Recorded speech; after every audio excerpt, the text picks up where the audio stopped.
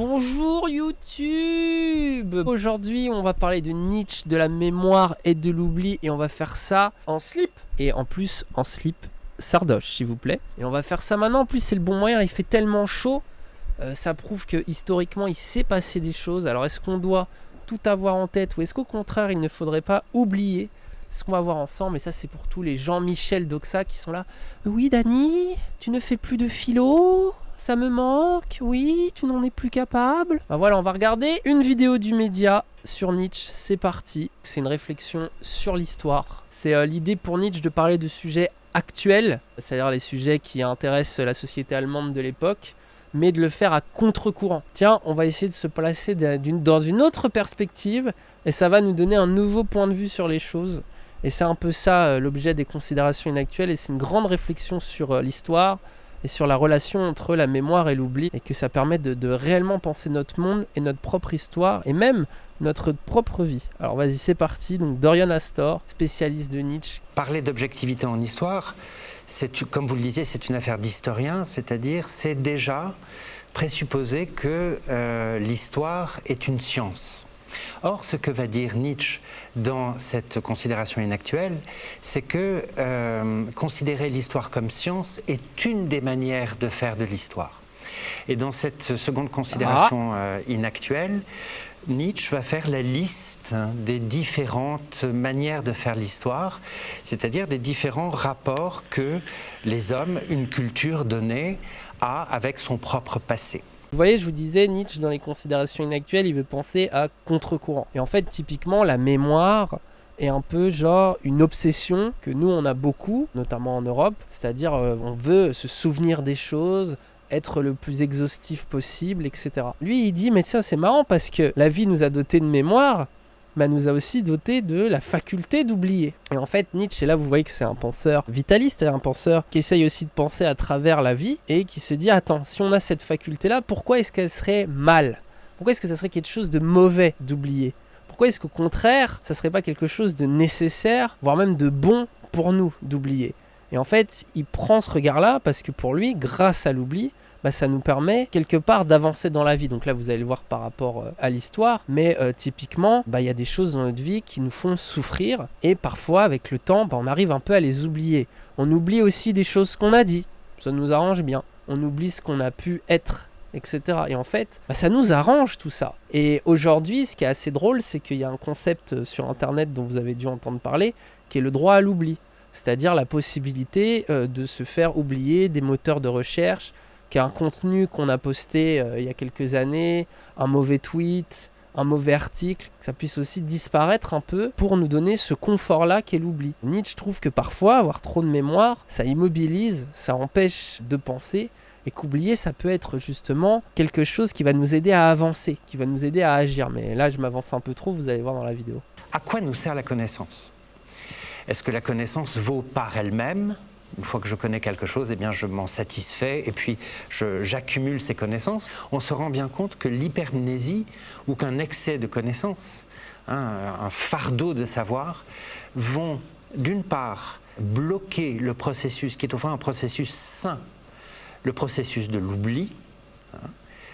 Et ça, Nietzsche reviendra beaucoup plus tard dans la généalogie de la morale, c'est-à-dire qu'au fond, il expliquera, je ne développe pas, mais il expliquera que la morale judéo-chrétienne, pour le dire très vite, est basée sur le ressentiment, c'est-à-dire sur l'incapacité à oublier une blessure, une souffrance. Ça, c'est fou ça, à croire que nos twittos préférés, qui n'arrivent pas à oublier des vieux tweets et qui les déterrent, fonctionnent sous le modèle du ressentiment chrétien. C'est peut-être pour ça qu'ils culpabilisent les autres. Ça déjà c'est intéressant, mais typiquement là je vois il y en a, ils parlent d'éco-anxiété dans le chat. Avoir trop de connaissances de ce qui te détermine, ça c'est un biais qu'on a beaucoup nous les gauchistes, c'est qu'on essaye de savoir un maximum de choses, qu'est-ce qui dans l'histoire a fait que on en est arrivé là, qu'est-ce qui fait que notre planète est finito selon telle ou telle chose, et en fait s'écraser comme ça de connaissances, ça fait qu'on va doomer en fait, on va vraiment se mettre à presque déprimer d'avoir tout ça en tête, alors que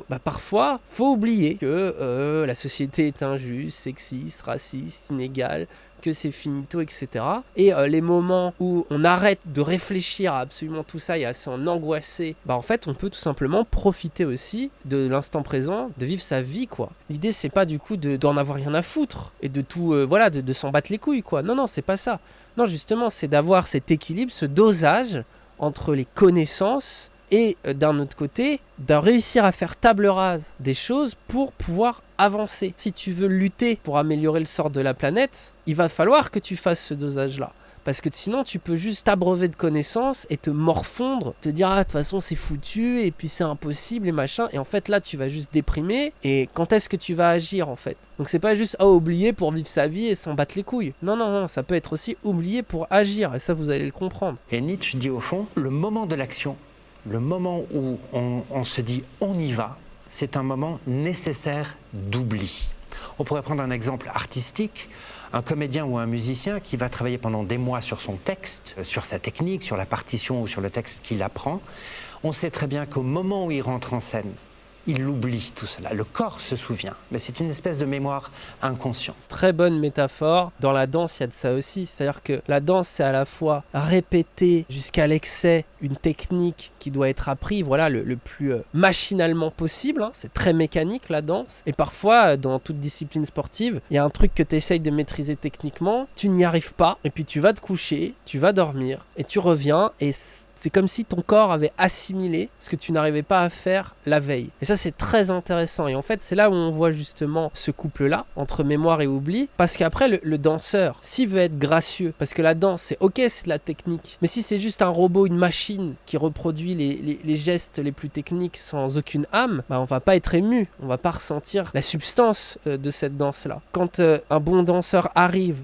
et maîtrise la technique, mais donne l'illusion de la grâce, et qu'on le sent habité par quelque chose, à cette connaissance technique, mécanique, il vient apporter une légèreté, un souffle à ce qu'il est en train de faire, là on est ému, et là on prend du plaisir à regarder une danse. Mais même c'est ce que nous incite Descartes dans le discours de la méthode à propos des sciences. Parfois, pour créer la nouvelle hypothèse scientifique, tu dois faire table rase de tout ce que tu croyais savoir, et tu dois essayer de repenser les choses dans une perspective nouvelle. C'est aussi comme ça que justement tu peux fonder des nouveaux chemins de la connaissance. Il y a eu dans le passé de grands hommes, de grands peuples, de grandes actions. Et ces grands hommes ou ces grandes actions nous inspirent pour le présent. Nous rendons hommage aux grandeurs passées, elles nous donnent une direction, des valeurs éthiques, et nous disons voilà, nous devons agir comme l'aurait fait, que sais-je, De Gaulle, Napoléon, Jésus, voilà. Ce type d'histoire monumentale, Nietzsche dit qu'elle crée quelque chose d'éternel dans l'histoire. Et au fond, s'il y a eu de grands hommes, de grands peuples, de grandes actions, si elles ont eu lieu une fois, elles peuvent avoir lieu à nouveau, à tout moment. C'est au fond la convocation éthique. Lorsque nous évoquons le courage des résistants, nous pouvons à tout moment nous dire voilà ce que c'est que d'être un homme, c'est résister. Et ça nous donne une espèce d'inspiration, d'énergie pour l'action à venir. Vous avez vu ça par rapport à certains discours droitards nihilistes de « Ah, avant c'était mieux », ah, la décadence, etc. C'est vite limité. Justement, si le regard que tu dois avoir vers le passé, c'est pour pouvoir t'inspirer à trouver du courage aujourd'hui, dans ton époque, dans la lutte qui va être la tienne à ton siècle. Et l'abandon, c'est malheureusement un sentiment que beaucoup de nos contemporains ont. Les gauchistes, beaucoup sont fatalistes, planète finito, le capitalisme, on ne le vaincra jamais. Et inversement, les droitards, à l'autre face de la pièce, eux, ils sont dans un nihilisme. Notre grandeur est derrière nous. C'est la fin de l'Europe et de notre race. En fait, quand tu regardes, mais qui va lutter en fait? Si t'es juste là, déjà abandonné, en te laissant écraser par le poids du passé, ou par la peur de l'avenir, c'est sûr que les choses vont mal tourner. Le deuxième type d'histoire, Nietzsche va l'appeler l'histoire antiquaire, qu'on peut traduire en français plus commodément par histoire traditionnaliste. Au fond, c'est une manière de s'articuler au passé. On pourrait dire que c'est une histoire identitaire. Vous parliez de nos ancêtres les Gaulois. C'est une espèce de sentiment de continuité historique. Que, au fond, moi, Français, je suis le fils de la Révolution, je suis le fils du grand siècle, je suis le fils de la Renaissance, etc., etc. Et que, au fond, dans cette continuité, il y a une espèce de stabilité et de confiance quel que soit le type d'identité, dans l'identité française, ça, parce qu'il y a des choix. Selon qu'on se dit fils de la Révolution ou fils du grand siècle et des Gaulois avant, on n'aura pas été dans la même position dans présent. Exactement. La question, et ça Nietzsche le dira, c'est que ces types d'histoires sont partiaux. Et ça, c'est important, et ça, je pense que tous les Jean-Michel, historiens du chat, vous le savez, que, évidemment, se revendiquer de Robespierre, des philosophes des Lumières, des droits de l'homme, ce n'est pas exactement la même chose que se revendiquer de Napoléon, de Clovis ou de je ne sais quoi. Donc il y a un biais, et ça c'est très important, parce que peut-être que ça vous paraît évident aujourd'hui, mais au siècle de Nietzsche, ça n'était pas forcément, que voilà, l'histoire est biaisée, et que la façon dont on la regarde, cette histoire, on y insuffle notre subjectivité. Ils sont subjectifs. Alors subjectifs au niveau d'une culture. Ce sont des usages de l'histoire, pour le dire. Ce sont des usages de l'histoire. Des usages qui impliquent un tri, une sélection. Et qui ne sont pas compatibles avec l'espérance de neutralité ou d'objectivité. Voilà, alors on va y venir. Et donc, sélection qui peut être consciente, comme l'idéologie. Dire nos ancêtres les Gaulois est un tri idéologique extrêmement conscient. C'est un choix. Et ça peut même être explicite, et c'est ça qui est très fort. Ça consiste à dire, et c'est un peu ce que disait Sarkozy, c'était plus subtil que ça avait l'air, il disait, évidemment qu'on sait que scientifiquement on ne sait pas les Gaulois, mais c'est croire que nos ancêtres sont les Gaulois qui définit ce qu'est être français selon moi et selon mon public. Absolument. Ouais, Sarkozy, vous avez vu, Sarkozy lui-même faisait usage de l'histoire en ce sens. Vous doutez bien que quand c'est un mâle hétéro blanc bourgeois qui parle, il insuffle une certaine vision dans ce qu'il dit. Même si c'est un grand historien, même s'il a beaucoup de connaissances, il y a le biais de son identité. C'est toujours la même chose dans une guerre. Tu crois toujours que ton ennemi est horrible et monstrueux et que toi, tu as toutes les raisons de te défendre ou de l'attaquer. Et quand tu vas dans l'autre camp, c'est l'inverse. Voilà, entre la Russie et l'Ukraine, par exemple, les Russes nous expliquent que l'Ukraine sont des nazis et l'Ukraine nous explique que la Russie est un envahisseur impérialiste. Nietzsche dit, bien voilà, depuis quelques décennies, nous sommes à la fin du 19e siècle, l'histoire a eu prétention à devenir une science. Et la science, évidemment, elle se définit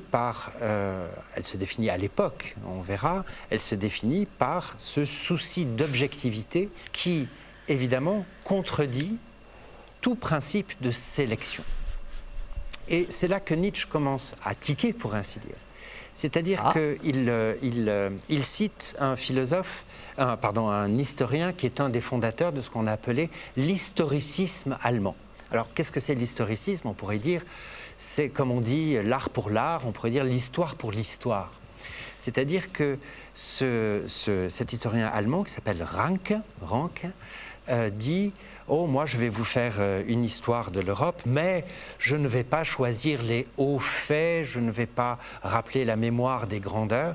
Je vais, écrit-il, décrire les choses telles qu'elles se sont passées. » Ça, vous voyez, typique de notre orgueil à nous, les Européens, ça. Tout le truc de se dire, à nous, les hommes, maintenant, on est objectif. On est une civilisation plus évoluée. Et c'est vraiment ce qu'il se passe à ce moment-là en Europe, et particulièrement en Allemagne. C'est pour ça que ça a débouché après sur la vision de l'arien, de l'homme idéal, de l'homme pur, de l'homme parfait. Cette vision-là, c'est aussi construite sur ces logiques objectives, objectivement, nous sommes plus civilisés que les autres. Et comme nous sommes plus civilisés que les autres, nous y sommes supérieurs. Et ça passe par ces choses-là. Et en vrai, quand on regarde ce qu'on a fait à la planète, quand on regarde ce qu'on a fait aux pays du Sud, etc., il y a une sorte de mégalomanie de « ça y est, nous sommes sortis de l'état animal de l'humanité. Maintenant, nous incarnons la civilisation, la raison, l'entendement. » Et en fait, ça a été l'une de nos plus grosses erreurs. Et ça, c'est ce que Nietzsche, en général, va beaucoup critiquer sur l'Allemagne de son époque et sur la décadence qu'il voit venir en Europe. Il pressent un peu ce qui va arriver avec l'Allemagne nazie, qui va arriver juste après sa mort. Pourquoi ? Parce que justement, les chrétiens commencent à se débarrasser de Dieu, mais ils remplacent Dieu par l'humain. Et c'est pour ça que Nietzsche est extrêmement critique, que ce soit de l'humanisme, du socialisme, du capitalisme, de tout ce que vous voulez. C'est que lui, il y voit en fait des espèces de résonances post-chrétiennes en fait. Pour ça, la fameuse phrase « Dieu est mort, mais son cadavre bouge encore ». Parce que Nietzsche est très très critique chrétien du christianisme, évidemment. Mais il est en mode, on est peut-être encore plus malade parce que là, on a enlevé Dieu pour glorifier l'humanité. Et notamment la nôtre. C'est-à-dire une vision de l'humanité blanche qui est la nôtre, quoi, qui est supérieure à celle des autres. Et ça, c'est quelque chose qui va mener l'Europe à sa perte. Ce sentiment-là, cette fausse modestie-là, ça, c'est très dangereux. Pour ça que Nietzsche a été très critique envers son ami Wagner. Parce qu'au début, quand il a écouté Wagner, il s'est dit « Ah, enfin, un musicien qui nous fait autre chose que les... » Parce qu'avant, la musique, c'était beaucoup des choses très élaborées qui étaient au service de Dieu et qui étaient des musiques pour nous faire ressentir le frisson du divin et la grandeur du divin. Et Wagner choisit de faire de la musique pour faire de la musique, ce qui excite beaucoup Nietzsche, en mode « Voilà ». Il va créer des trucs et au final il se rend compte que Wagner remporte un succès fou auprès de l'intelligentsia allemande et qu'il commence à insuffler le même caractère épique et grandiloquent à sa musique, mais sauf que cette fois-ci elle est à la gloire de l'Allemagne, elle est à la gloire des hommes, elle est plus à la gloire de Dieu. Mais au final c'est toujours la même chose qui se passe, sauf que là il y a limite un biais supplémentaire, c'est que l'être humain se complaît dans sa propre grandeur. Et ça, c'est un danger, parce que forcément, la chute va être difficile après. L'historien est un lecteur. L'historien est un interprète. On trouve ça évident pour les archéologues. Pourquoi ? Parce qu'il nous reste très peu de traces. Donc, quand on a 2 cm de squelette et qu'on veut reconstituer le squelette entier, on est obligé d'inventer. Et une civilisation avec en plus, souvent. Et une civilisation parce qu'on n'a rien d'autre. Absolument. Donc on n'invente pas n'importe comment. Il y a des règles, il y a une méthode, il y a une question, ce sera très important pour Nietzsche, de probité intellectuelle. Mais malgré tout, l'historien est un interprète. Et interpréter, c'est sélectionner, ordonner, hiérarchiser, compléter. Et ça, aujourd'hui, que ce soit en sociologie, que ce soit en histoire, avec l'historiographie, qui est l'étude de l'histoire et de ses interprétations, c'est des choses qu'on sait. C'est un truc que vous entendez, quoi. Alors, c'est pas toujours, il y a encore quelques zététiciens qui ont l'air parfois d'oublier, qui se pensent plus objectifs qu'ils ne le sont. Mais vous voyez bien quand même que voilà, ça c'est des choses qui aujourd'hui nous paraissent, en tout cas à gauche, relativement naturelles. Mais il faut bien se remettre dans le contexte de l'époque. Comprenez bien que là, ce qu'il écrit, c'est complètement révolutionnaire, quoi. Et pour les casse-couilles, là, dès que je dis Europe, vous êtes là, oui, les autres. Oui, Nietzsche ne dit pas le contraire. Par contre, l'exemple européen, c'est tout simplement parce que c'est celui de son époque et c'est celui dont il a le plus parlé. Si vous êtes un peu solide, vous pouvez regarder votre histoire en face. Ça va bien se passer, vous inquiétez pas. Parlons de l'historicisme, ou parlons de l'utilité et des inconvénients.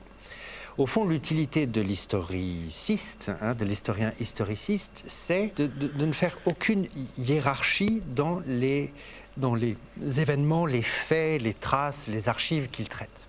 Et Nietzsche dit, attention, c'est très bien, nous avons besoin de tels ouvriers. C'est très bien si nous avons des bibliothèques entières de détails de la manière dont on fabriquait les épingles à nourrice entre le 7e et le 15e siècle, que sais-je. Bon. Le problème, c'est que, à force de ne pas hiérarchiser, l'historiciste, outre qu'il a cette naïveté de penser qu'il décrit les choses telles qu'elles étaient, qu'il décrit objectivement et qu'il rencontre son objet sans le construire, on se retrouve face à un rapport au passé qui est, en réalité, au lieu d'être objectif, complètement relativiste.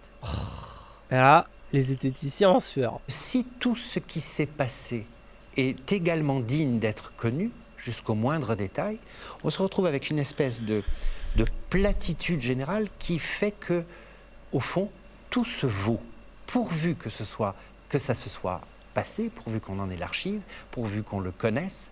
Et au fond, peu à peu, l'historien historiciste va se prévaloir d'une connaissance exhaustive, évidemment elle ne l'est jamais. Cette prétention à l'objectivité mène à un relativisme, c'est-à-dire qu'on ne sait plus juger des objets de notre propre connaissance. Bon.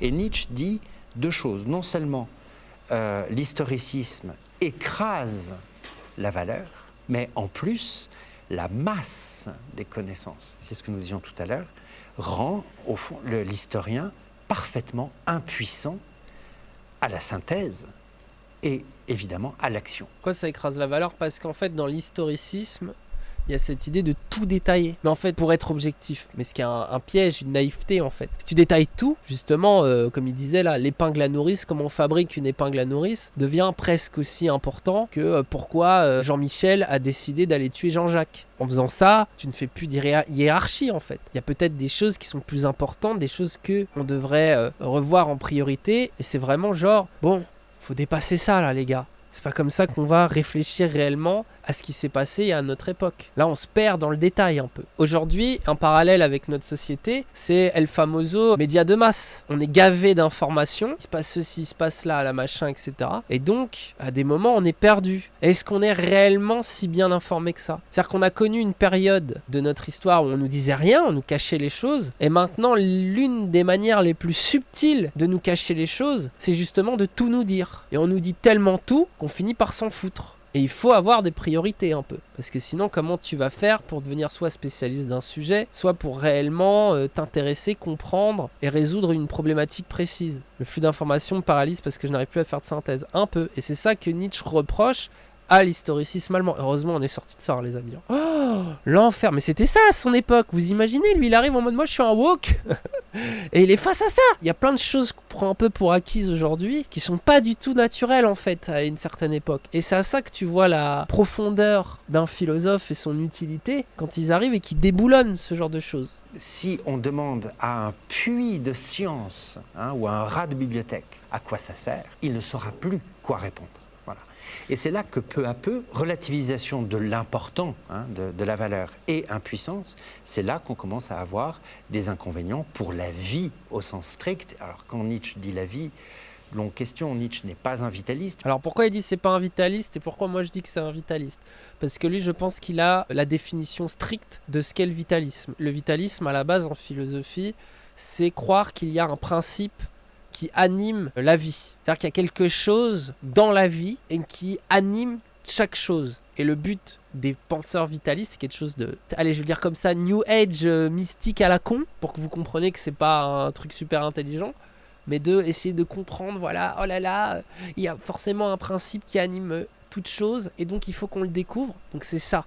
Et donc Nietzsche, en ce sens-là, n'est pas un vitaliste. Par contre, moi, l'utilisation que je fais du terme vitaliste, c'est une utilisation déjà personnelle, un peu, moi c'est un concept que je reprends, mais elle me vient pas de rien, elle me vient de Deleuze, qui l'utilise aussi dans ce sens-là, et qui est l'idée de, voilà, d'une lecture matérialiste du monde, donc on n'est pas dans cette folie New Age, mais qui croit en la vie, qui met la vie au centre de tout, quoi. C'est pour ça que dans cette perspective, moi je m'autorise à dire que Nietzsche est vitaliste au sens où moi je l'entends, c'est-à-dire que Nietzsche, et d'ailleurs Deleuze s'inspire de Nietzsche quand il parle de ça, c'est-à-dire ce truc de, justement, on va essayer de regarder les principes vitaux qu'il y a aux choses, typiquement là sur l'oubli et la mémoire. Si tu considères justement les choses en mode « Ah, l'oubli c'est pas bien », donc c'est quelque chose de négatif, parce que l'oubli, quand on oublie les choses, c'est pas bien, la mémoire c'est mieux, c'est bon. En fait, Nietzsche dit non, attends, si on a la faculté d'oublier, si ça existe, c'est bien que ça sert à quelque chose. Et c'est ça aussi, c'est croire en la vie en ce sens-là. Et c'est pour ça que il prend les choses souvent à contre-courant. Et moi, c'est quelque chose que j'utilise, cet outil-là de philosophie, c'est ce que j'utilise très souvent dans ce que moi je raconte quand je parle de dépression. Et que je vous dis, vos angoisses, votre dépression, votre dysphorie, c'est révélateur de quelque chose. Ça existe, c'est en nous, et plutôt que de le rejeter en disant « Ah, c'est mal, c'est pas bien, il faut que je me soigne de ça, je suis malade », j'essaye d'avoir cette approche nietzschéenne à contre-courant, de me dire « Attends, pourquoi ce serait mal ? Si ça existe, c'est peut-être parce qu'il y a quelque chose de bon. » Et bien sûr, faut doser. Trop de dépression, tu finis mort, littéralement. Mais qu'est-ce qu'on peut apprendre ? Et c'est ça aussi, essayer de retourner les choses, de se dire tiens, je vais aller à l'inverse de ce que je pense traditionnellement, et je vais regarder les choses de l'autre côté du miroir.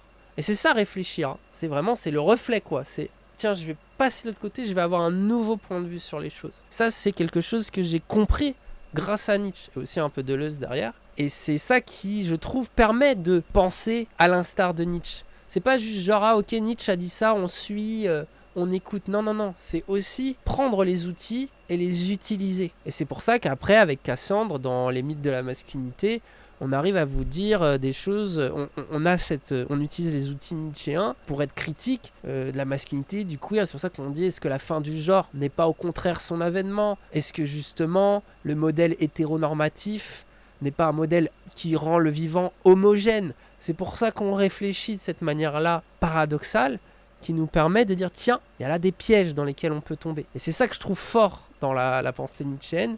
Et c'est ça vraiment, genre, plutôt que d'essayer de vous dire, qu'est-ce que Nietzsche a dit, d'avoir des citations en tête, essayer de réfléchir vraiment et de prendre ces concepts-là comme des outils qui vont vous aider à penser ce qui vous obsède. Et c'est comme ça que vous allez commencer à développer réellement votre pensée, quoi. Pour ça aussi que détricoter ces angoisses, c'est pas simplement les mettre sous le tapis, comme on cacherait la poussière, voilà, comme ça, en mode tac, tac, tac. C'est aussi aller profondément, les regarder, les affronter et voir qu'est-ce qu'elles essayent de nous dire. Et ça, c'est très difficile. Et il y a aussi des choses qu'on ne peut pas changer. C'est-à-dire qu'on peut se rendre compte que c'est notre travail qui nous fait souffrir.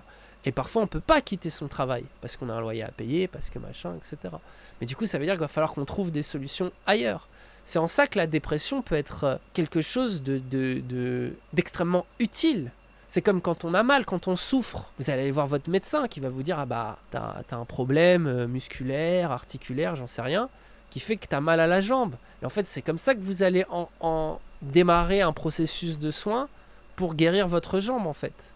Donc la douleur n'est pas forcément que quelque chose de pénible qu'on subit. C'est aussi une information qui nous est utile, à la fois pour notre survie et à la fois pour aller mieux, quoi, littéralement. Écoutez votre corps, percevoir ce qu'il essaye de vous dire. La question de Spinoza, que peut le corps? C'est pas juste une question de philo, vous avez 4 heures pour répondre.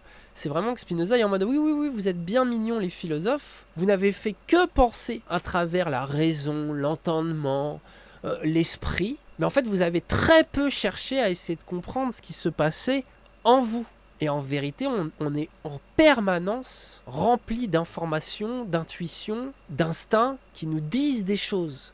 Et peut-être que la véritable intelligence, c'est pas de rationaliser les choses et de réfléchir trop avec son cerveau, gros cerveau, c'est aussi d'être plus sensible, plus à l'écoute des passions et des affects qui nous animent. Et c'est notamment à travers Nietzsche, à travers Spinoza, que du coup, des Freud et d'autres sont arrivés et qu'aujourd'hui, on a la psychologie. Typiquement, la psychologie, c'est ça, c'est étudier un peu nos états d'âme.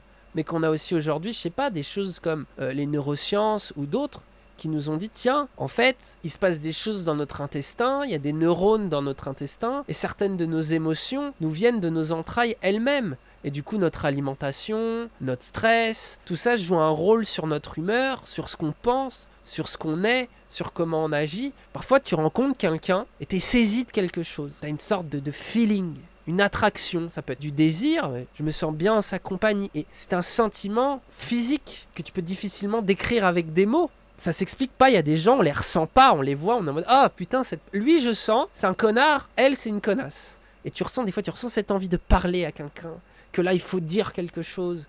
Et parfois on le fait pas, parfois on est trop angoissé, on a trop peur, on est trop timide, donc on n'agit pas. Et en fait ça nous travaille, après on a des remords, on a des regrets, etc. Remords et regrets qui, parfois à force de s'accumuler, finissent par nous faire agir. Arrêtez de dire « Ah ça c'est pas bien, je ne devrais pas penser comme ça » ou « Je ne devrais pas » et d'essayer d'être un robot, une machine. Et au contraire, d'essayer de lire le flux d'informations et de sensations que nous envoie notre corps, c'est ça croire en la vie et se laisser porter par elle. Mais pour se laisser porter par elle, faut l'écouter, faut être sensible.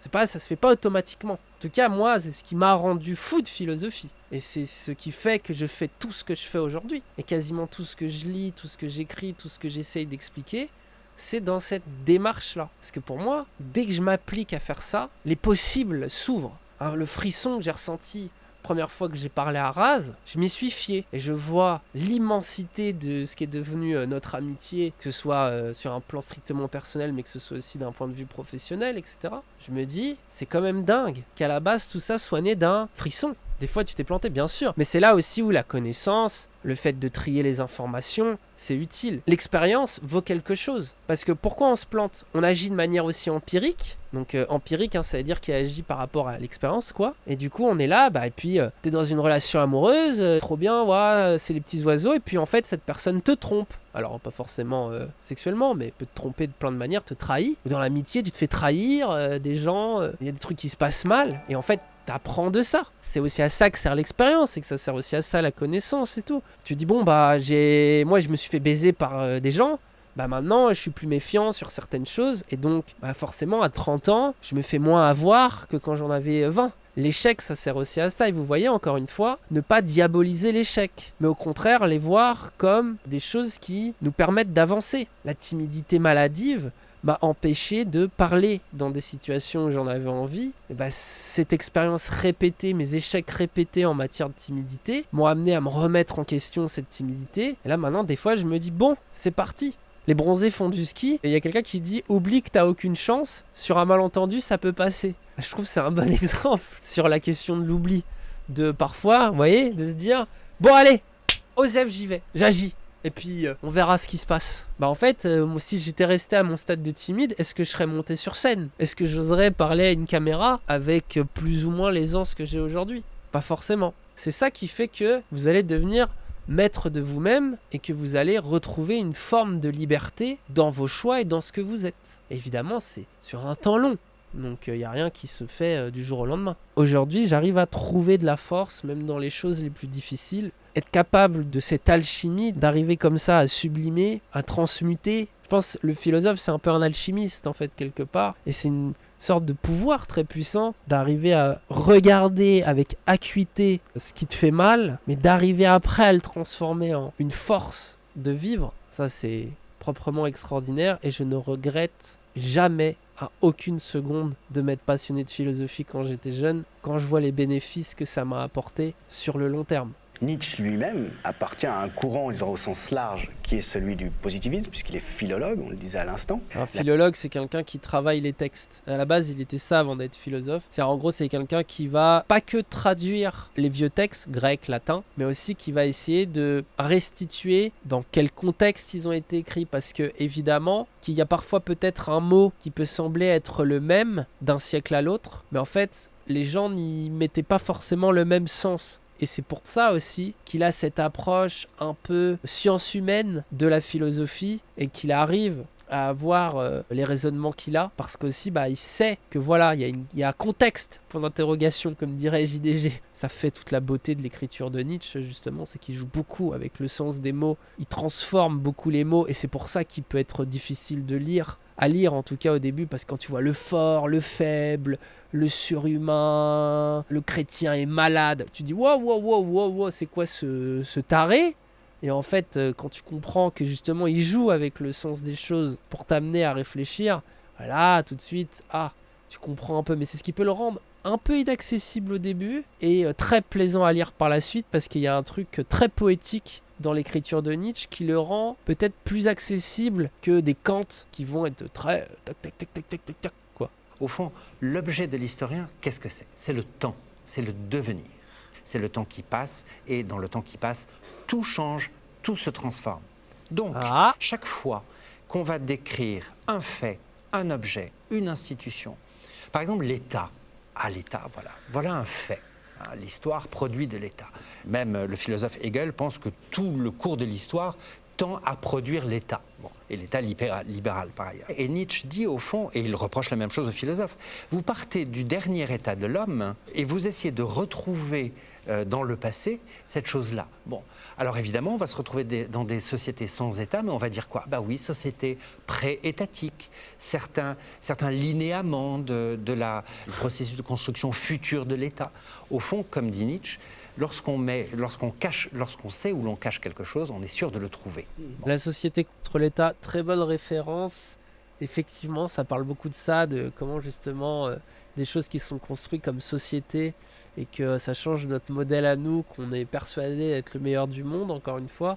L'anthropologie, ils sont dans cette perspective d'aller étudier les autres cultures humaines pour faire rentrer en résonance les paradoxes de la nôtre, et c'est ça qui permet aussi de mieux penser les choses, quoi. Quelque part, c'est l'exercice dialectique ultime que de te dire on fonctionne comme ça culturellement, et donc ça pour nous c'est le progrès, ça pour nous c'est la liberté, ça pour nous c'est la vérité, mais dans une autre société, c'est presque l'inverse. Et en fait, c'est en voyant ça que tu découvres que ce qui est tabou pour une société ne l'est pas pour une autre. Ça, c'est renversant. Et ça permet de penser. C'est ce que Ouria, par exemple, disait quand elle parlait que dans la culture maghrébine, se faire des baisers en public, c'est un peu honteux, quoi. On n'a pas envie de regarder. Alors que, par exemple, pour nous, en France, s'embrasser dans la rue, se tenir la main, c'est assez banal. Mais au Japon, pour prendre un exemple qui va moins trigger les droitards, c'est pareil. Se faire des bisous dans la rue, c'est mal vu. Et en fait, voilà, qui est plus avancé que l'autre ? Le voyage, c'est ça. T'arrives dans une autre culture et tout ce qui n'est pas semblable à la tienne te saute aux yeux. Et tes comportements avec les gens de cette autre culture leur sautent aux yeux et du coup deviennent un reflet d'à quel point tu as intériorisé des choses et ce qui te paraît banal pour toi ne l'est pas forcément pour un autre. Avoir une opinion politique et donner son avis quand on est français, j'ai envie de dire, c'est être français, quoi. Au Japon, oula, ça n'existe pas, ça. Et typiquement, sur le genre, un des moyens de sortir de notre binarité occidentale, c'est d'aller voir, justement, qu'est-ce qui s'est passé dans les cultures traditionnelles de l'Afrique, en Inde, en Asie du Sud-Est, comme je disais tout à l'heure. Tout de suite, tu vois qu'ils n'ont pas le même rapport au genre, qu'il peut y en avoir plusieurs, etc. Tu vois qu'il y a eu des sociétés matriarcales qui ne fonctionnaient pas de la même façon. Par exemple, dans le matriarcat Mozo, l'enfant appartient au village où il naît. C'est-à-dire qu'il a une mère qui est bien évidemment la personne qui donne la naissance, mais toutes les mères du village doivent s'occuper de l'enfant. Mais aussi, il a un père qui peut être avoué ou non, parce que dans le matriarcat Mozo, on sort la nuit pour aller coucher, soit d'ailleurs entre hommes, entre femmes, ou même avec la femme de son choix. Il y a une petite fenêtre chez les femmes, c'est les hommes qui sortent et qui vont voir les femmes et qui se mettent devant et qui disent « Est-ce que tu me veux ?» Et puis si la femme lui ouvre la porte, ils font leur affaire. Et certains, évidemment, vont voir la même femme toute leur vie, d'autres changent de femme continuellement et en fait ils tiennent énormément à cette culture du secret. Pourquoi ? Pour préserver notamment les enfants, parce que tous les pères du village sont des pères et c'est ce qui fait que quand un parent meurt, l'enfant n'est jamais orphelin. Et vous voyez, ça c'est renversant parce que nous on perd nos parents, tu perds tes parents quand t'as 5 ans, finito, quoi. Tu te retrouves à la DAS, c'est l'État entre guillemets, les institutions fragiles qui s'occupent de toi. Eux, t'as tout le village qui continue d'être ta famille. Donc c'est une conception complètement différente de ce qu'est la famille, et ça a ses avantages, mais ça a aussi ses défauts. Ils sont dans une culture du secret qui n'est pas forcément la nôtre. La force de l'ethnologie et de l'anthropologie, c'est que ça permet de relativiser ce qui nous semble comme des lois naturelles, mais qui sont en fait des constructions sociales et culturelles. C'est-à-dire que si quelque chose s'est fixé en un fait, ou on a une institution au sens très large, c'est qu'elle a vaincu. Elle a vaincu contre quoi ? Des forces contraires, des luttes, etc. Et ces luttes, Nietzsche affirmera, Foucault le reprendra dans un très beau texte, Nietzsche affirmera qu'une entité historique est toujours plurielle, la concrétion de multiplicité de forces en lutte qui peu à peu vont se mettre en place et que ces rencontres de forces contraires est toujours contingente et hasardeuse.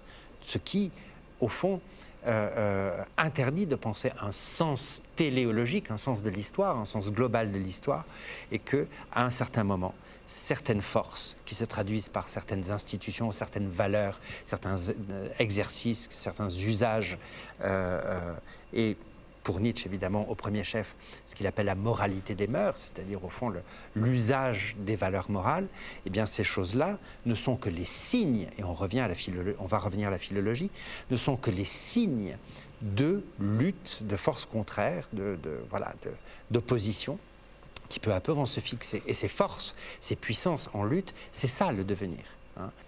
Et Nietzsche dit que l'historien, alors il le dira un peu plus tard et il l'appliquera encore plus tard, il donnera un mot à ça encore plus tard, il dit qu'il faut faire l'histoire des forces en devenir. Non pas l'histoire des faits passés, mais l'histoire des forces en devenir qui se sont signalées par ces traces, ces signes, ces symboles, etc.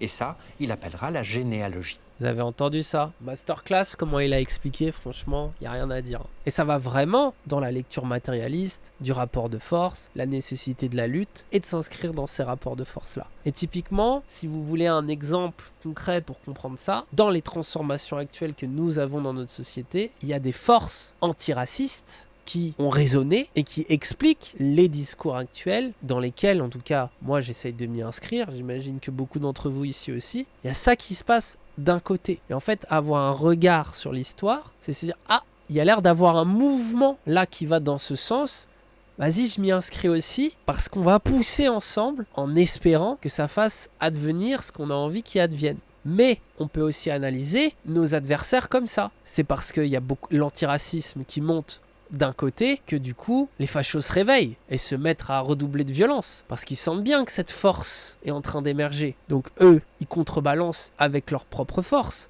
Et du coup, il y a tout aussi à s'inquiéter des forces fascistes qui sont en train d'émerger dans notre monde. Et on peut penser à la crise climatique qui va amplifier à la fois les discours antiracistes, décoloniaux, anti-impérialistes qui expliquent l'état actuel du monde et les inégalités entre les pays du Nord et les pays du Sud, mais qui vont aussi réactiver les affects égoïstes des Européens, le ressentiment, les peurs de nos adversaires, qui vont du coup paniquer et investir puissamment le fascisme. Et en fait, si vous voulez penser le futur, vous devez le penser dans cette logique de rapport de force.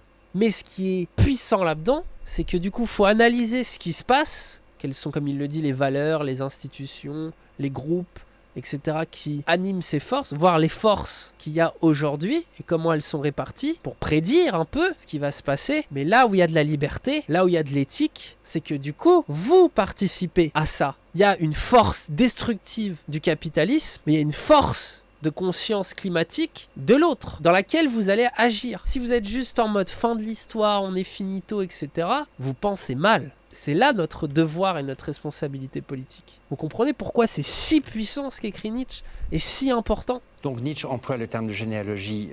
Il reprend un terme qu'il trouve chez d'autres historiens ou philosophes, en particulier des philosophes anglais, ce que Nietzsche appelle des psychologues, d'autres les appelleront des utilitaristes, peu importe les détails. En tout cas, il y a un courant dans la philosophie anglaise, post-darwinienne, par exemple chez Spencer ou chez Mill. Ce qu'essayent de faire ces Anglais, c'est de remonter derrière la valeur de l'altruisme, par exemple. En fait, ils vont réduire à une explication sans doute beaucoup trop univoque et dire, ah ben en fait, pourquoi est-on moral, pourquoi est-on altruiste? Parce que pour une culture, c'est utile.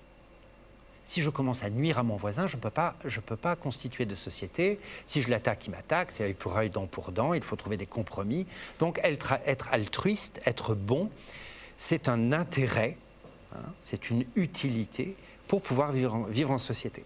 Donc voilà la généalogie. Trouver l'origine, et généralement l'origine, Nietzsche dira l'origine basse, l'origine inavouable, triviale. De grande valeur, voilà, qui s'enracine en fait dans des considérations exactement prosaïques. Et ça, vous voyez aussi qu'est-ce qu'on se raconte, quoi. Comment on camoufle nos plus bas instincts et qu'on les déguise en valeurs. Ça, c'est l'un des trucs fantastiques dans la pensée de Nietzsche. Et vous avez vu, ça a donné du coup lieu à nos amis les utilitaristes. Alors, comme dit quelqu'un dans le chat, ça a l'air logique. C'est pour ça que beaucoup de zététiciens utilisent très mal des arguments utilitaristes pour parfois justifier ce qu'ils disent ou ce qu'ils font. À quel moment les valeurs judéo-chrétiennes, encore une fois, j'aime pas beaucoup ce mot composé, mais c'est pratique, comment les valeurs judéo-chrétiennes ont été une manière de prendre le pouvoir d'une manière d'abord purement spirituelle. Et c'est à ce moment-là, mais là c'est un thème vertigineux, qu'il dit que le judéo-christianisme est une morale d'esclave, c'est-à-dire une morale de vaincu. C'est-à-dire que ce soit les Juifs en Égypte ou les chrétiens persécutés, ils ont compensé par des valeurs imaginaires, un au-delà, une rédemption, un jugement dernier, le péché, tout ce que vous voudrez. Ils ont compensé l'impuissance concrète, historique, qui était la leur dans les rapports de pouvoir face à l'Empire égyptien ou à l'Impérium romain, etc. Incroyable. Comment il le raconte. Ça vous change de Rushdie, non? Ça vous change de barbare civilisé wish, là. Il faut bien comprendre que c'est pour ça que les droitards attaquent le féminisme, le wokisme et tout sous l'angle de la morale d'esclave. En gros, ils veulent nous empêcher, nous, les mâles dominants, de dominer. Ils nous disent que c'est mal, mais en fait, c'est pas mal. Et quand ils nous disent que c'est mal, ils font genre que c'est parce que eux, ils défendent le faible, la veuve et l'orphelin. Mais en réalité, ces gens-là veulent prendre le pouvoir via la morale. Nietzsche parle beaucoup de comment celui qui a la force physique va revendiquer sa force physique pour dominer les autres, et celui qui ne l'a pas va revendiquer sa grandeur morale pour dominer celui qui a la force physique. Et qu'au final, souvent, le militaire, celui qui avait la force physique, se retrouvait au commandement de celui qui avait la force morale. Le religieux, le noble, le bourgeois. Et ça, c'est très intéressant. L'interprétation, elle est correcte en soi, mais elle est impartielle. C'est-à-dire que eux, ça les arrange bien de dire ça. Et dans le féminisme, dans les discours LGBT ou antiracisme, il n'y a pas que du discours victimaire. Au contraire. Par exemple, dans l'antiracisme, c'est pas exactement ça. Il y a aussi une volonté de la part de ces droitards-là de ne pas reconnaître la volonté de puissance des femmes, des homosexuels, des noirs, des arabes, etc. Ça les arrange bien. Du coup, ils utilisent le terme pour se faire mousser, mais ils ont une vision très très superficielle de la chose. Et ce qu'il faut bien comprendre, c'est que pour Nietzsche, les valeurs dans lesquelles qu'on va essayer de porter, là, comme il vient de le dire, elles sont liées à une culture, elles sont liées à un peuple, elles sont liées à des groupes de gens. Et du coup, quelque part, les valeurs sont absurdes, en fait. Elles n'ont de sens que pour celles et ceux qui se reconnaissent en elles, en fait. Et parfois, on va dire, voilà, j'agis au nom du bien, de la noblesse, de la grandeur de la France. Mais en réalité, est-ce qu'on n'agit pas pour quelque chose de beaucoup plus bas que ça ? Pour reprendre ce qu'il disait. Et donc en fait, les droitards, ils vont très vite dire « Ah, nos adversaires sont vils parce qu'ils font de la morale d'esclave », mais eux-mêmes vont instantanément propager l'inverse. Et tu regardes typiquement la bande barbare Civilizouz, là, ils sont en mode revenir vers la noblesse. Ils sont eux aussi dans un système de valeurs, morales en plus, parce que bon, lol, leur force physique, hein, à part faire semblant de se taper à moitié dans leur atelier, bon, c'est pas des guerriers non plus les types, quoi. Cette critique, ils la portent aux autres, mais ils ont du mal à la considérer pour eux-mêmes. Et Nietzsche, il a le regard acéré, hein. C'est tout le monde que lui, il vise. J'ai une take assez précise sur les droitards, bandeurs de Poutine et des régimes autoritaires. Un régime autoritaire n'est pas un régime dictatorial, c'est une démocratie, c'est un régime qui n'a pas besoin de museler la presse et de foutre tout le monde en tôle pour dominer. Poutine échoue à être autoritaire comme un parent qui tape ses gosses, il échoue à se faire obéir, à être légitime. Bah, je pense que vu que tu connais bien Nietzsche, Isodus, tu sais que lui il a ce qu'il appelle les commandants et les obéissants. Et alors là, voilà, vu comme ça, tu dis oh là là, c'est droitard. Mais en fait, encore une fois, Nietzsche ne met pas forcément les valeurs que vous croyez qu'il met dans les mots. En fait, pour lui, celui qui commande, il l'est parce qu'il y a quelqu'un qui est prêt à lui obéir. Et en fait, obéir à quelqu'un, c'est parce que tu reconnais sa volonté de puissance et que tu as envie d'aller dans son sens. Tu vas suivre quelqu'un qui t'inspire parce que tu te reconnais dans ce qu'il dit. Tu sens qu'il a trouvé quelque chose qui, toi aussi, pourrait t'empuissanter. Donc en fait, tu n'obéis pas en te soumettant, tu obéis parce que tu cherches la puissance que lui aussi a trouvée. Vous voyez, c'est un renversement du truc. C'est pas genre en mode je me soumets, oh là là. C'est je t'obéis parce que clairement, tu es chef en ton domaine. Et typiquement, pourquoi vous me regardez ? Parce que vous dites, tiens, il a compris un truc que j'essaye de comprendre, que j'ai envie de comprendre. Donc vous me regardez pas juste en mode, dans une admiration, oh là là, Dany le gourou, apprends-nous la vie. Non, non. Vous êtes dans cette recherche qui est la même que la mienne. Simplement, vous dites, ah, il met les mots sur quelque chose qui m'intéresse, donc j'écoute. Et en fait, c'est une position de respect. C'est une position qui est pas si négative que ça. Mais après, je commande, vous obéissez du coup. Donc, donnez-moi des subs. Vous comprenez ? Il a ce...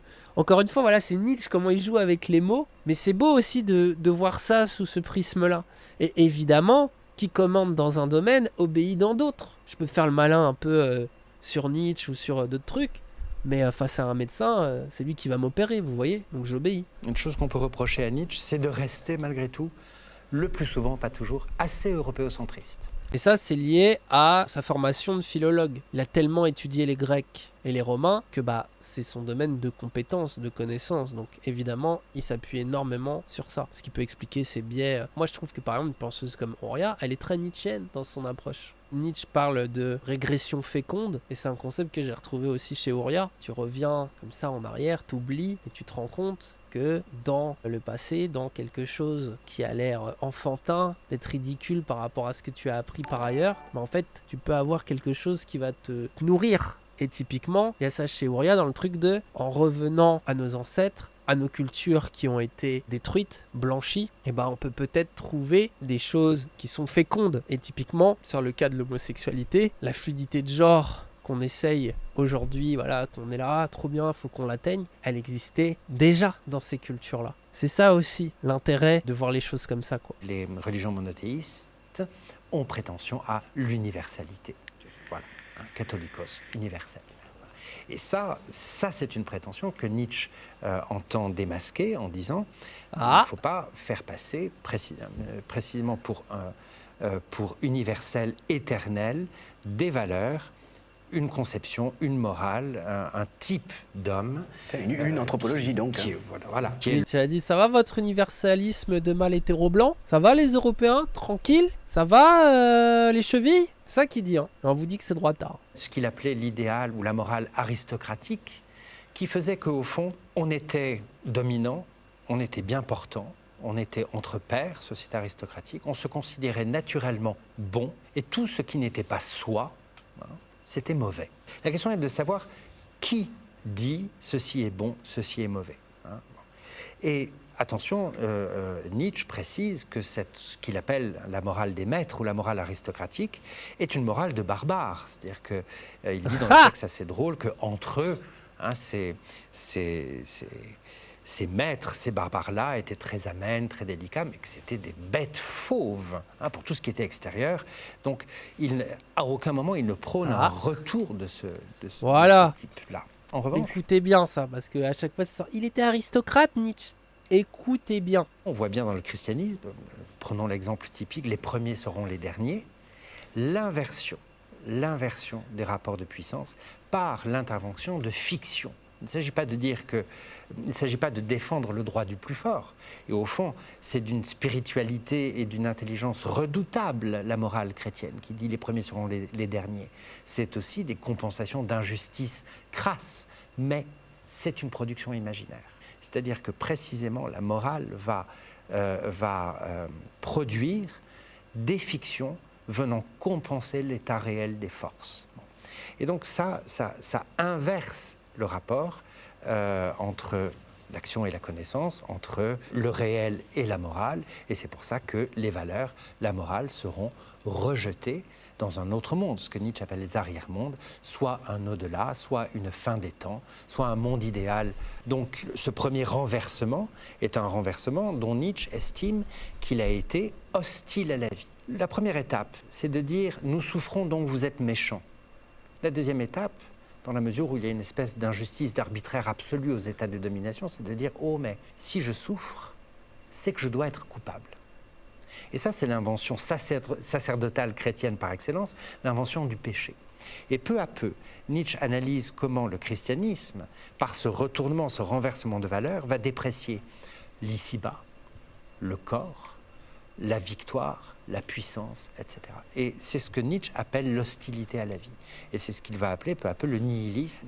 Nietzsche accuse les chrétiens d'avoir élevé une condamnation universelle et totale de l'existence. Voilà. Donc, la philosophie de Nietzsche, je reviens à ce que je disais tout à l'heure, lorsque Nietzsche parle qu'il veut produire pour l'avenir, il parle d'une philosophie de l'avenir, il veut produire un renversement de valeurs, il s'agit d'inventer, de créer des valeurs qui soient à nouveau, non pas régressivement comme les barbares des époques archaïques, mais créer des valeurs qui ne soient plus dépréciatrices de la vie. Mais ça, c'est vraiment important, parce qu'on peut avoir l'impression que quand ils critiquent ça, faire les El Famoso raccourcis des droitards, ah bah du coup, la morale d'esclave, nanana, même si elle existe, attention. Moi, c'est pour ça que très souvent, je le fais en stream, que je me moque, j'appelle ça les post-chrétiens, moi, un peu. Les zététiciens qui se croient supérieurs, qui font la morale aux autres. Bah en fait, ils sont encore dans ce rapport-là. Les twittos qui vont dire « Ah, c'est pas bien, faut pas faire ça ». Et on a ce réflexe nous-mêmes, hein. Il est en chacun de nous. Hein. Mais par contre, ce à quoi appelle Nietzsche, c'est pas la loi du plus fort. C'est qu'est-ce que le christianisme, à cause de cette inversion des valeurs, a fait, c'est de déprécier la vie, déprécier le corps, par exemple, de déprécier l'ici-bas, la matière, de nous projeter dans une sorte d'idéal d'arrière-monde qui n'arrivera jamais. Et typiquement, l'analyse que fait Nietzsche du socialisme et du capitalisme, c'est des nouveaux paradis.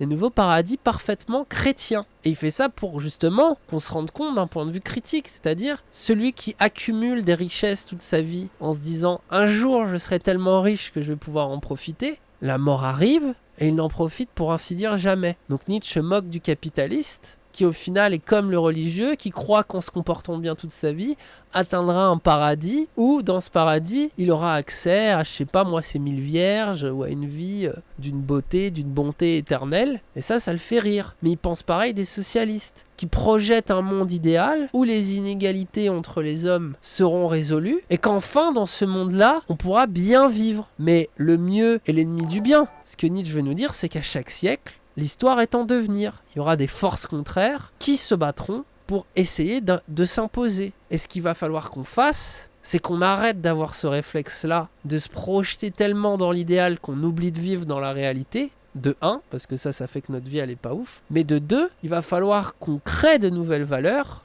parce que celles-là sont mauvaises, en fait. Elles nous rendent malades. Il va falloir qu'on crée des valeurs qui nous permettent d'être plus en accord avec ce qu'est la vie, avec ce qu'est notre corps, avec ce qu'est la réalité, avec ce qu'est notre volonté de puissance. Tu te rends compte à quel point tu es dans des illusions et ça t'empêche de vivre ici et maintenant, qu'à cause de certaines règles morales, à cause de certains tabous, tu ne t'autorises pas à jouir de ton corps. Tu te caches. Tu n'oses pas être ce que tu es. Et ça veut pas dire que du coup, faut devenir un monstre sanguinaire, un violeur d'enfants ou je sais pas quoi. Non.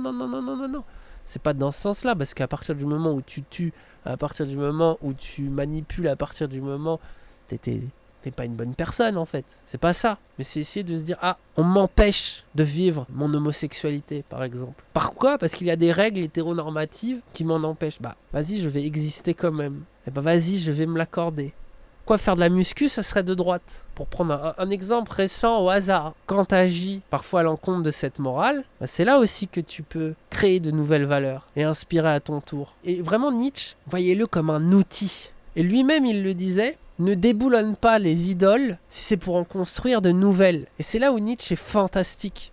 Et c'est par exemple, nous, avec Cassandre, dans nos réflexions sur le queer, c'est ça. C'est qu'à la fois, il y a la volonté de déboulonner l'idole de l'hétéronormativité, mais si c'est pour créer derrière de nouvelles étiquettes qui nous aliènent et nous essentialisent tout autant, qui nous réenchaînent, est-ce qu'on s'est vraiment libéré ? Et c'est ça qui est trop intéressant, parce que ça te permet d'être autocritique, si vous voulez un peu, et de faire attention. Pourquoi ce raisonnement s'applique pas à la pédophilie ? Parce que la pédophilie, c'est vraiment littéralement du viol. C'est pas parce qu'on vous dit attention, méfiez-vous de la morale et de ses enfermements, qu'il faut que vous en oubliez votre éthique. Et d'ailleurs, de très mauvais 68ards ont utilisé ce genre d'argument, de morale d'esclave et tout, pour être de parfaits pédophiles. Mais est-ce qu'ils ont pas, encore une fois, justifié leurs plus bas instincts en créant de nouvelles valeurs, mais qui sont mortifères au final, parce que pour toi qui vas jouir un peu, derrière tu traumatises un gosse, quoi. Super. Mais vous voyez aussi, le temps fait bien les choses. On a process un peu et on s'est dit, oula, ça craint. Les éthiques d'aujourd'hui, qui sont parfois floues,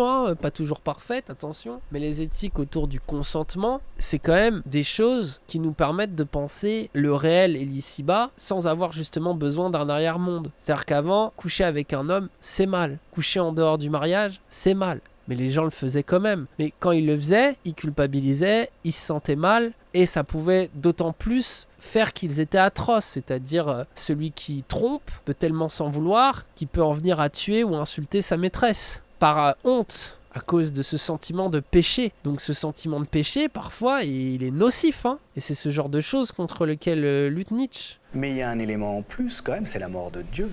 Le christianisme suppose que Dieu est là quand même et qu'à la fin, dans cet arrière-monde, on va enfin vivre, en tout cas, je sais pas, jouir ou contempler, être en béatitude. La vraie vie serait après, ça serait pas la vie justement, ça serait la mort. Ça c'est la logique, une des logiques internes du christianisme. Mais on voit bien. Vous voyez pourquoi Nietzsche trouve que c'est complètement con. Toute sa critique du christianisme, elle est là. Tu n'as rien d'autre que ce corps et cet ici-bas, et tu te dis, la vraie vie est après. Il rigole très très très très fort, et ça va parler aux plus athées d'entre vous. Par contre, les athées, et c'est là où moi je vous loupe jamais en live, c'est pas pour autant que vous devez croire que ça y est, vous avez compris ça, et donc vous êtes supérieur aux autres, parce que ça c'est particulièrement européen, c'est particulièrement même chrétien, que de se sentir « Ah, j'ai compris ça !» Donc les gueux qui sont dans la religion, ils sont dans des valeurs qui sont stupides, les miennes sont supérieures. Et en fait, tu reproduis exactement le même schéma qu'auparavant. Donc un peu d'humilité, quoi.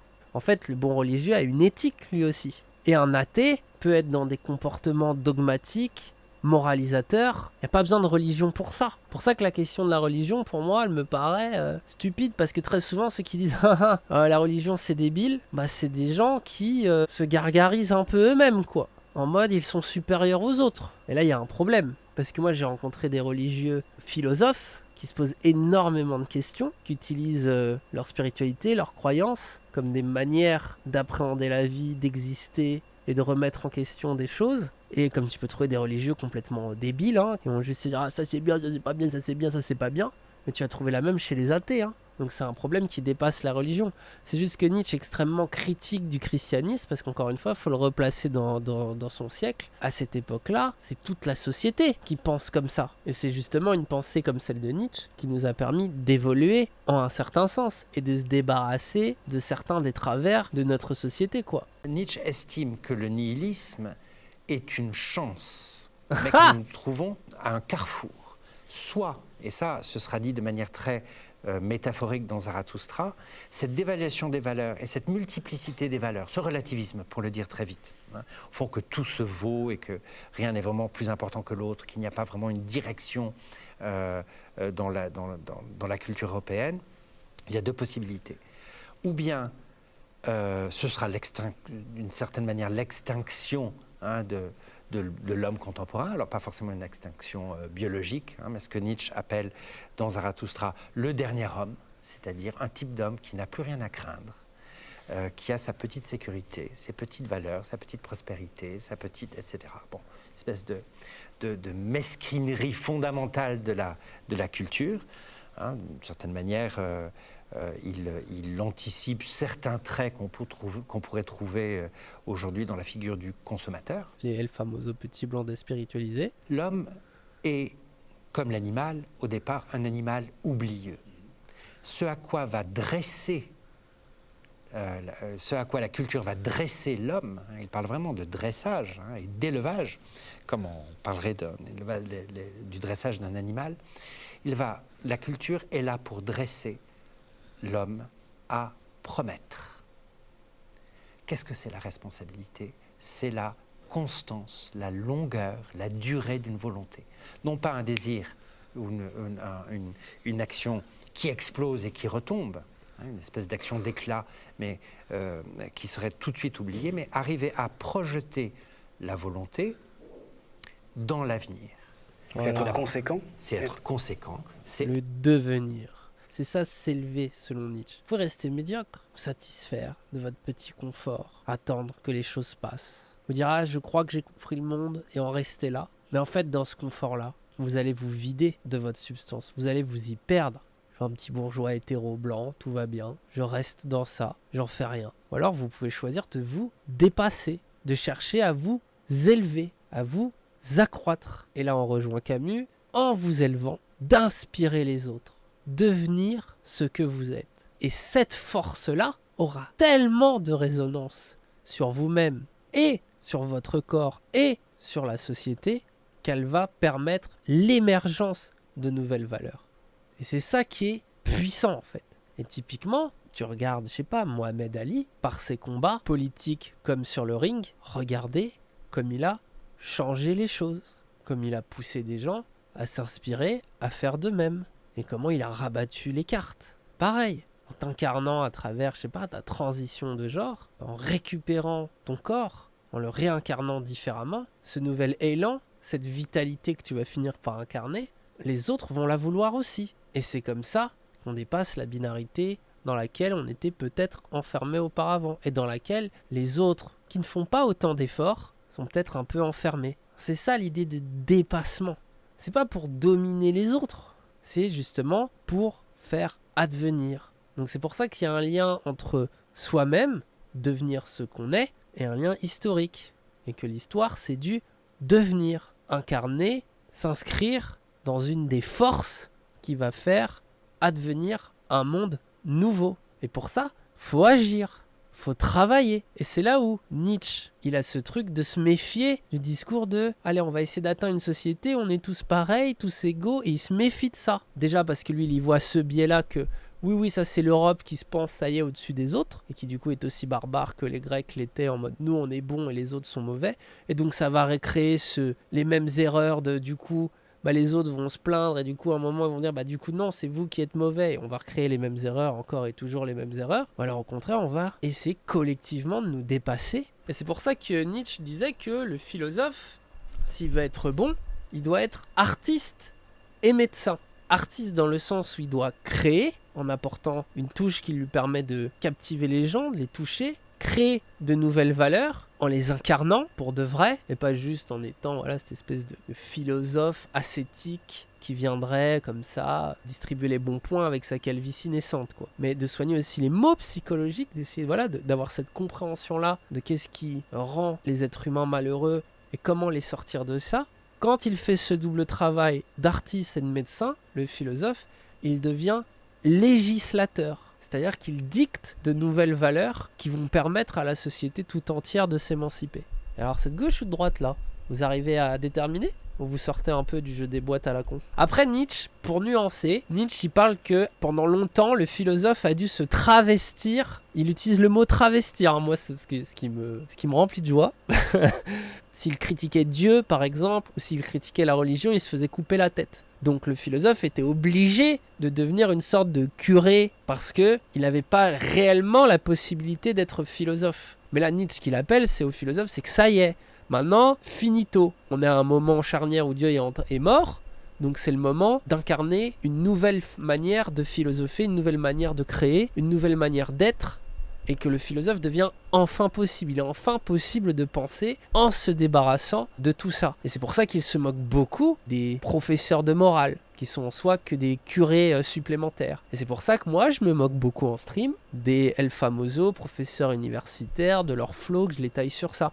En fait, ça a l'air d'être superficiel quand je fais ça, mais en fait, ce que je porte, c'est une sorte d'attaque nietzschéenne de « Tiens, je sais précisément qu'ils ne pensent pas parce qu'ils en sont restés là. » Parce qu'ils sont là avec leurs petites chemises, leurs trucs, qui sont bien dans les normes bourgeoises, universitaires, ils sont bien dans leur habitus et ils n'en sortent pas. Ce qui me donne l'impression que j'arrive un peu à penser, c'est que j'évolue. J'essaye de créer et j'essaye de me dépasser. Je vais à essayer de comprendre les gens, essayer de comprendre leurs problèmes politiques, personnels, de discuter avec eux, de m'intéresser à ça. Et j'estime qu'il est là, mon travail de créateur, de philosophe, si on veut, etc. Il est là. Et que ce défi-là est beaucoup plus grand que de continuer de raconter des banalités à l'université, en fait.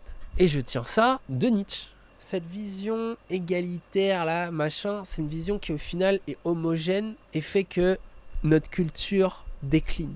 À cause de ça, de cet objectivisme, de cette volonté absolument idéale de vouloir que chacun soit pareil, etc. Et quand il parle d'élévation, c'est pas s'élever dans la position sociale pour dominer les autres. C'est élever la culture, nous élever l'humanité tout entière, si vous voulez. C'est ça qu'il faut chercher à faire. Mais en fait, ce qu'il veut dire, c'est ça, c'est que tu dois travailler au point que presque un jour, on ait honte de l'homme comme on a eu honte du singe. on s'élève dans un sens spirituel, si vous voulez. Pas on s'élève en mode je suis supérieur à toi, je te pisse dessus parce que je gagne 5000 € par mois et toi t'as un SMIC, un RSA, ferme ta gueule. Non, et ça justement, c'est le nihiliste le plus profond pour Nietzsche. Hein. Ça c'est le truc le plus débile. C'est croire que t'as du pouvoir alors que t'es une petite merde enfermée dans ton confort personnel que jamais tu ne remettras en question parce que t'es trop apeuré de perdre ce confort-là. C'est cette élévation spirituelle, si vous voulez. Et elle peut être artistique, dans son identité, etc.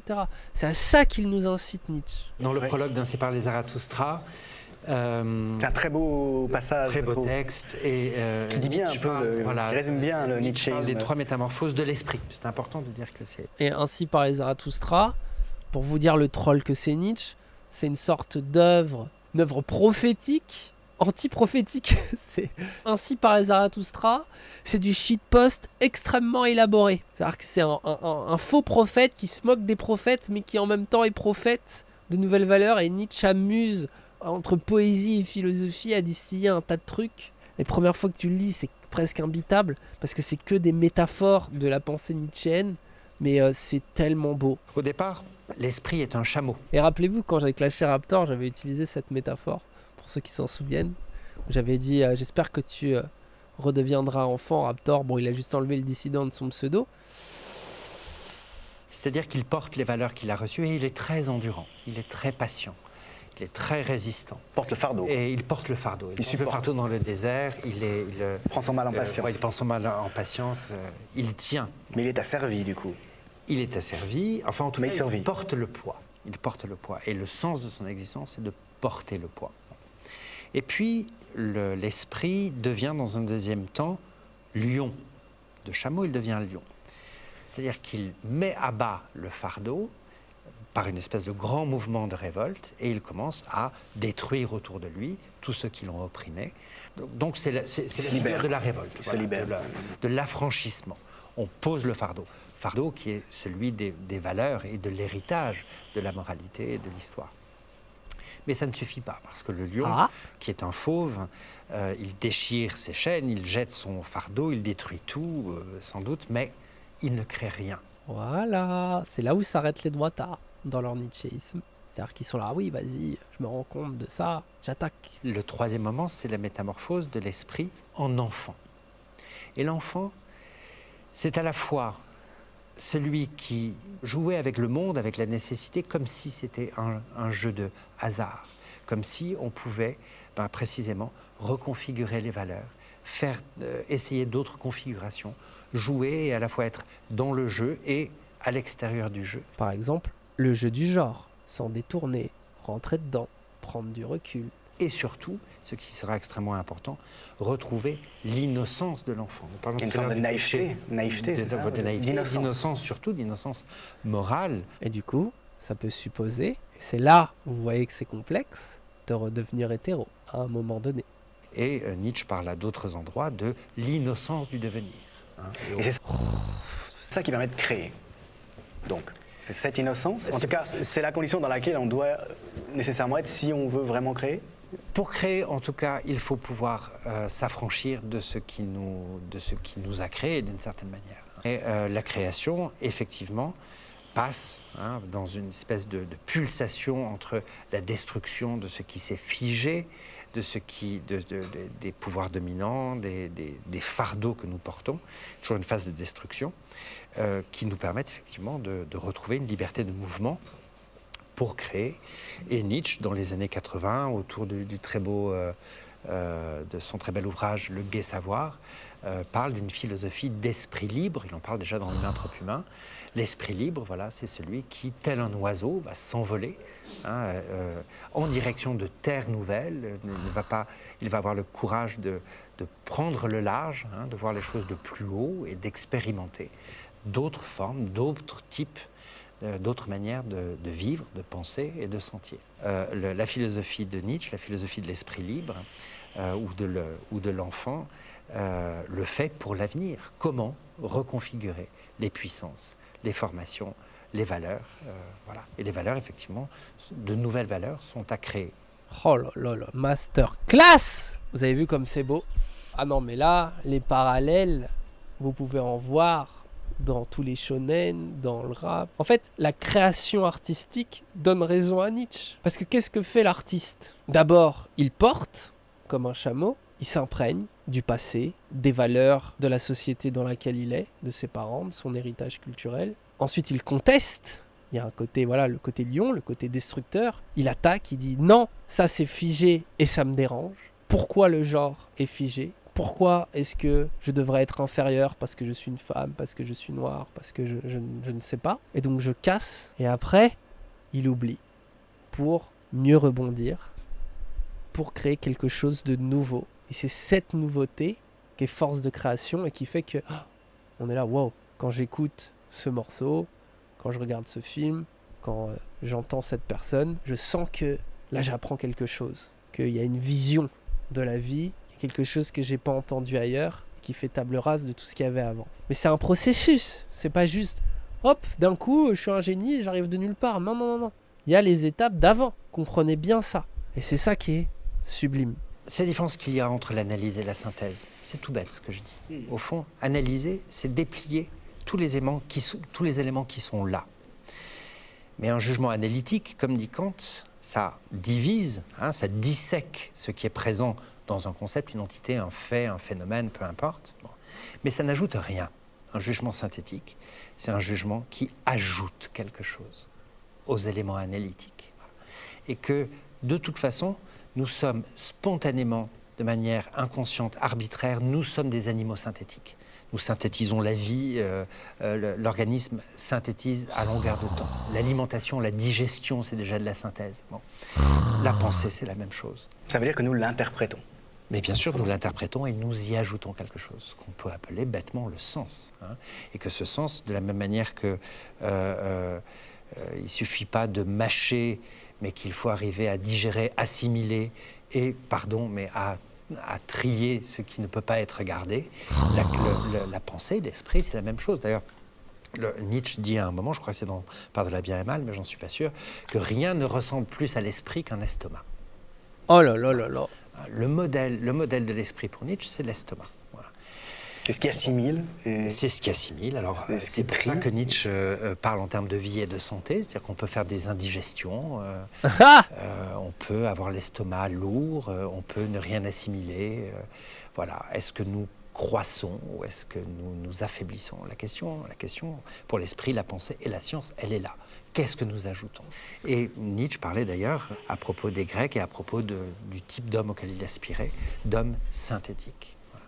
C'est-à-dire capable d'unifier une très grande diversité, d'unifier, non pas d'homogénéiser, mais d'unifier. Au fond, c'est ce qu'est aussi un organisme, une très grande multiplicité, une très grande pluralité, y compris des conflits, des luttes, etc.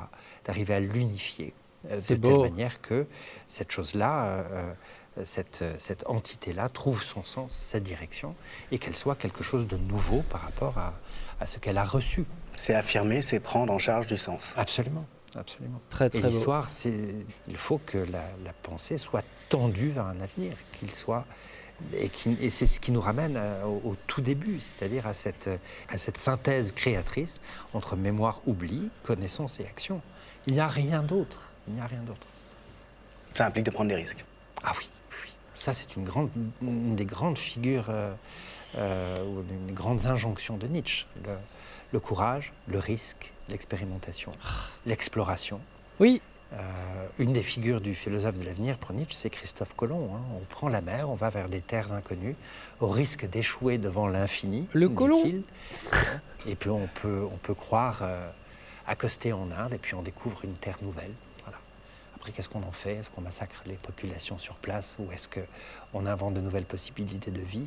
La question, le risque, le danger, le retournement est possible, probable et menace à chaque pas. Voilà. Et c'est ça le risque, oui. Sublime vidéo, très très très chaud. Je vais retenir son nom.